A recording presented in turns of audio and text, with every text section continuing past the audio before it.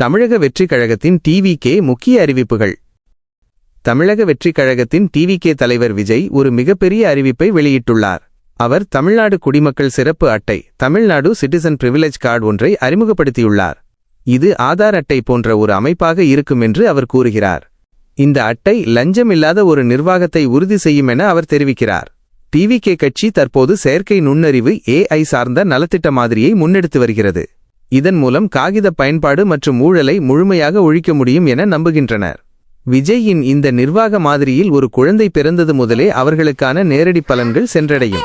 ஒவ்வொரு குடும்பத்திற்கும் இந்த அட்டை வழங்கப்படும்.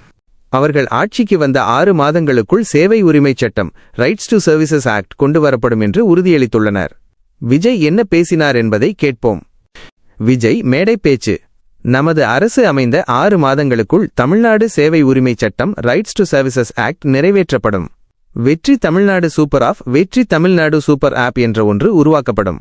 அதில் ஓட்டுநர் உரிமம், டிரைவிங் லைசன்ஸ், ரேஷன் கார்டு, பிறப்புச் சான்றிதழ், திட்டங்களை கண்காணித்தல், ஸ்கீம் டிராக்கிங், புகார்களை பதிவு செய்தல் என அனைத்தும் உங்கள் உள்ளங்கையிலேயே உங்கள் மொபைலிலேயே இருக்கும்.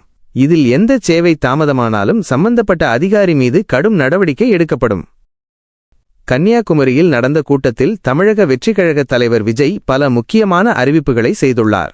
அவர் வெளியிட்ட ஆதார் போன்ற அட்டை மற்றும் வெற்றி தமிழ்நாடு சூப்பர் ஆப் மூலம் மக்கள் தங்கள் குறைகளை கண்காணிக்க முடியும்.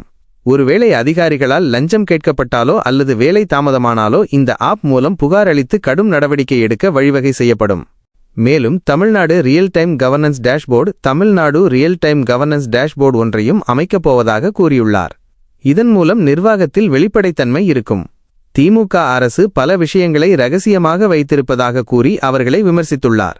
மக்கள் கேட்கும் கேள்விகளுக்கு சரியான பதில்கள் இல்லை என்றும் டிவிகே ஆட்சிக்கு வந்தால் ரியல் டைம் முறையில் பதில்கள் கிடைக்கும் என்றும் கூறியுள்ளார்.